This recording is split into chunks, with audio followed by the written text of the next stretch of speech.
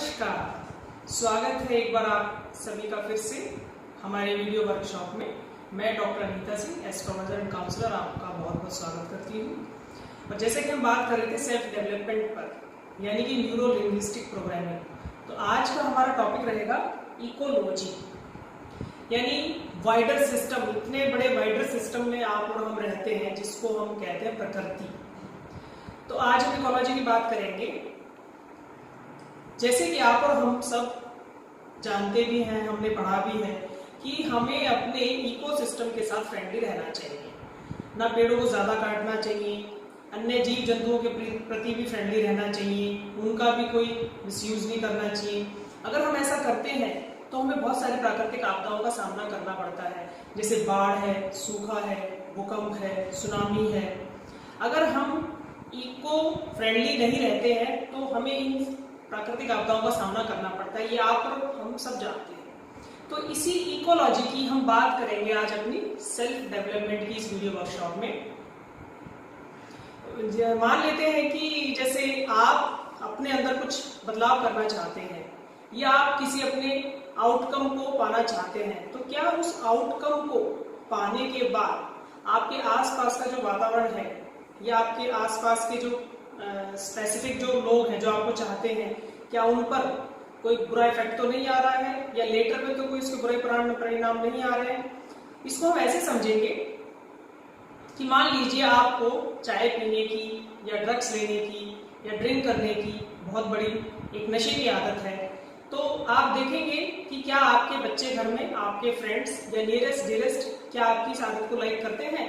तो इसका मतलब ये आप इको में नहीं है, यानी कि ये इकोलॉजी के लिए अच्छा नहीं है।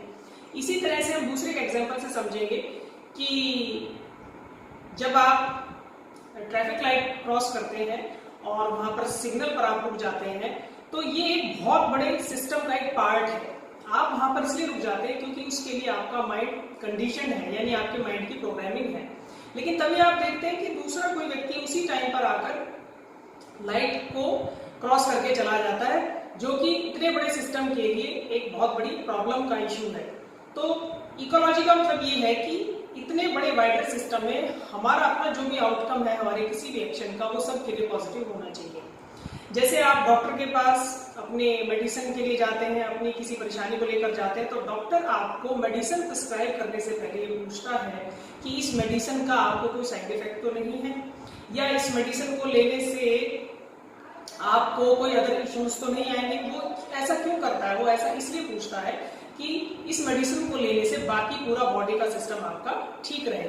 तो इसी तरह से एनएलपी में जब हम इकोलॉजी को यूज करेंगे तो हम ये देखेंगे कि जो भी आउटकम हम चाह रहे हैं, फॉर एग्जांपल मुझे बहुत बड़ा आदमी बनना है, या आपको अच्छी सेहत बनानी है, या आपको अच्छे रिश्ते बनाने हैं, तो उसके लिए किया गया कोई भी एक्शन या उसका आउटकम हमारे पूरे इस सिस्टम में सबके लिए सकारात्मक है। तो हम यहाँ बात करेंगे इकोलॉजी की। इकोलॉजी को भी हम यहाँ दो तरीके से यूज करेंगे, यानी कि इंटरनल इकोलॉजी और एक एक्सटर्नल इकोलॉजी। इंटरनल इकोलॉजी का मतलब ये है कि जब भी आप कोई बदलाव कर रहे हैं या किसी परिणाम तक पहुंच रहे हैं, उसको करते हुए या उसको करने के बाद आपके अंदर कोई एंजाइटी तो नहीं है, कोई फियर तो नहीं आ गया है, कोई फोबिया तो नहीं है, या आप अपने अनकॉन्शियस में आप थॉट्स तो नेगेटिव थॉट्स तो नहीं लेते रहते, तो इट मीन्स आपकी इंटरनल इकोलॉजी खराब है। इसी तरह से आप अगर एक्सटर्नल इकोलॉजी की बात करें, तो हम जो भी आउटकम्स कर रहे हैं या जो भी बदलाव हम अपने एक्शंस को अचीव करने के लिए कर रहे हैं, तो वो जो हमारे सोसाइटी के स्पेसिफिक लोग हैं या जो नेटवर्क में आपके लोग हैं या जो आपके कलीग हैं, उनके लिए तो कहीं कोई वो नकारात्मक परिणाम वाले नहीं है।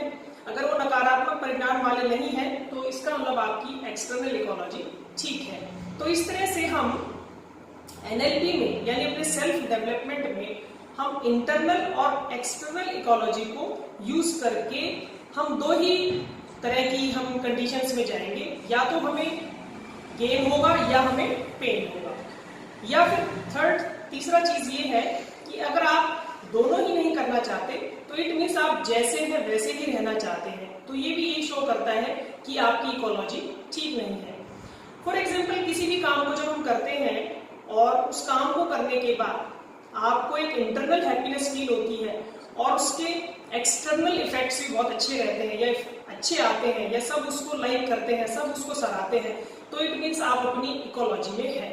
और इसी इकोलॉजी को हम कहते हैं कॉन्ग्रुएंस, यानी कॉन्ग्रुएंस की स्टेट में रहना, यानी इजी फीलिंग्स में रहना, यानी किसी भी काम को करने के बाद आपका खुश महसूस करना।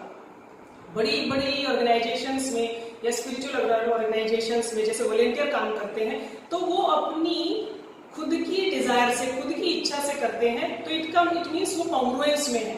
और यहाँ मैं एक एग्जांपल लेना चाहूंगी हमारा महाभारत से लॉर्ड कृष्णा का। जब लॉर्ड कृष्णा ने कुरुक्षेत्र में महाभारत के युद्ध के समय अर्जुन जो कि कॉन्ग्रुएंस में नहीं थे, क्योंकि उनकी इंटरनल और एक्सटर्नल इकोलॉजी दोनों ही डिस्टर्ब थी, जिन्होंने युद्ध करने से मना कर दिया था, तो तब लॉर्ड कृष्णा ने उनको ये बताया कि इकोसिस्टम के लिए, इतने बड़े वाइडर सिस्टम को ठीक चलाने के लिए इस समय तुम्हारा युद्ध करना ही सही है।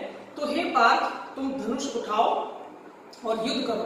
तो इस तरह से उन्होंने अर्जुन की इंटर और एक्सटर्नल दोनों इकोलॉजी को कॉन्ग्रुएंस करते हुए उन्होंने उसको अपने एम की सक्सेस करवाई।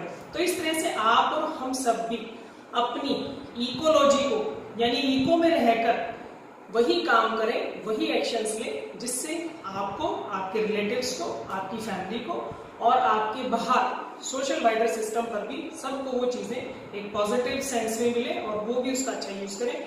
इन केस अगर आप किसी की हेल्प भी कर रहे हैं और उससे पूछें कि इसके आउटकम्स क्या है, अगर वो उन आउटकम्स को लेकर खुश नहीं है तो इसका मतलब वो इकोलॉजी में नहीं है। तो फिर इसी सब्जेक्ट में हम आगे की अपनी वीडियोस में बात करेंगे। तब तक आप इस कंटेंट को समझें और इसको ध्यान से बार बार सुनें, और अगर आपको अच्छा लगता है तो आप इसको लाइक, सब्सक्राइब और शेयर जरूर करें। नेक्स्ट वीडियो में हम फिर एक बार आपसे मुलाकात होगी। तब तक के लिए अपना ध्यान रखें। धन्यवाद।